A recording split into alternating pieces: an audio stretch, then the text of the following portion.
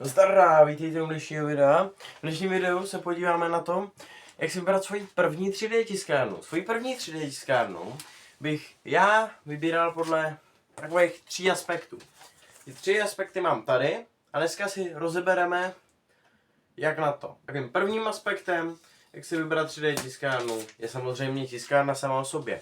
Máme 2 typy takových tiskáren.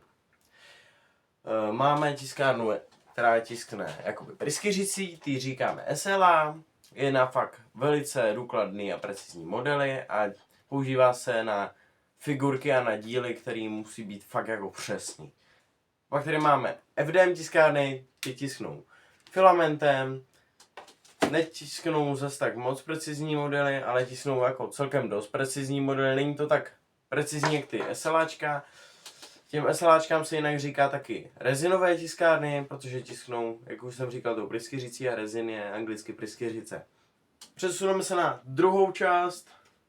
Druhou částí je velikost. Velikost tiskáren je taky celkem důležitá, protože jestli budete mít doma prostě věc, která vám zabere půlku stolu nebo jenom čtvrtku, tak je to celkem jako rozdíl. Já mám tiskárnu mini, protože prostě je kompaktnější a vejde se do všech možných jako domácností, řekl bych, že všude dokonce. Pak jsou tady tiskárny jako větší, ty se používají zakázkového 3D tisku, ale tu bych vám úplně na začátek nedoporučil, páč jako, nebo jako můžete ji využívat, ale doporučil bych vám naučit se na něčem, co je prostě menší, skladnější a naučíte se tam takový základy a pak půjdete do víc cenových kategorií a tak dále. O tom si povíme třeba za chvíli.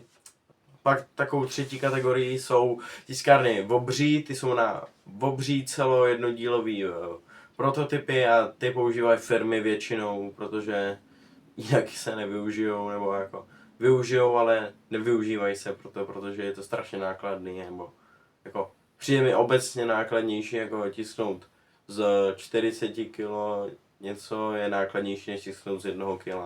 Nebo z pár gramů.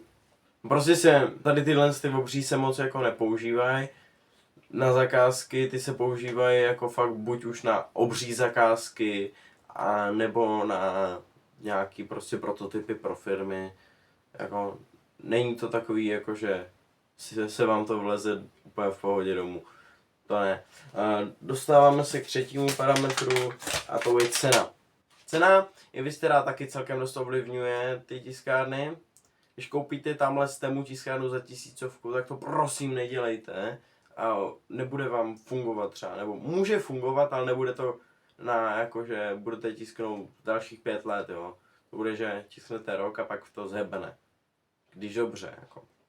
A přesně proto bych vám doporučil nějaký levnější, ty mini jsou právě levnější, mini varianty, doporučil bych vám buď Prushu nebo Bambula, můžete se kouknout i na jiné firmy, ale tohle jsou zatím moje nejoblíbenější. A taky protože je dobře znám, nebo vím zhruba jak fungují, viděl jsem obě 2 mini tiskárny, a Bambula budu tisknu já a kamarád tiskne na Prushe, takže vím zhruba kvalitu těch tiskáren a vím, že prostě Prushe a Bambula jsou dosti kvalitní.